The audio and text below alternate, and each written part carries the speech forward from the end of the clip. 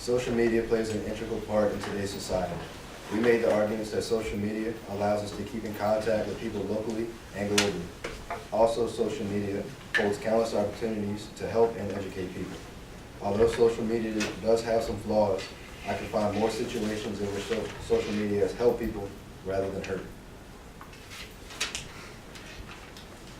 Our opponent made three main arguments. Their first argument was cyberbullying. They argue that social media is bad because there's a lot of bullying that goes on during participation in social media, but I'd like to disagree with that.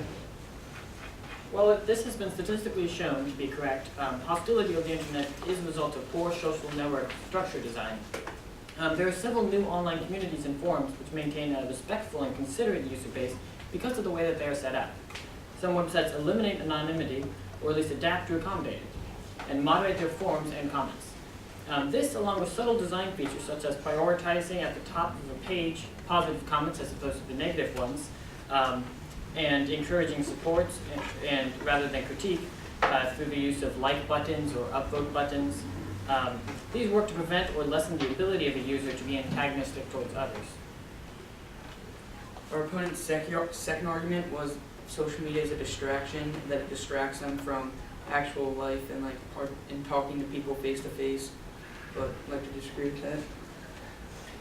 This problem with procrastination is very specific to only a certain social networks. There are many websites that are not targeted towards distracting you or trying to procrastinate you from worthwhile activities.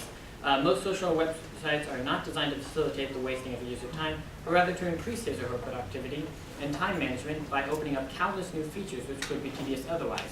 Think about how efficient it is to be able to type and talk to somebody instantaneously as opposed to writing a letter or any of the other ways that you would have to do this. Our opponent's final argument of how social media is bad is that it leaks a lot of information that people want to keep private.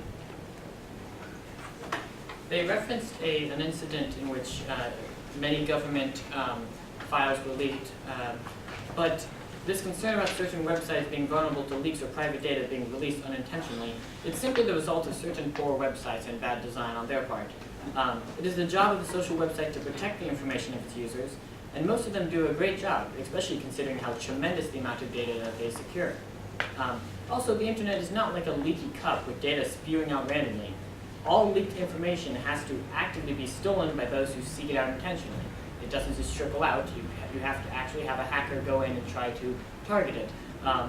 And the internet is never meant to be a place where it is completely secure and private.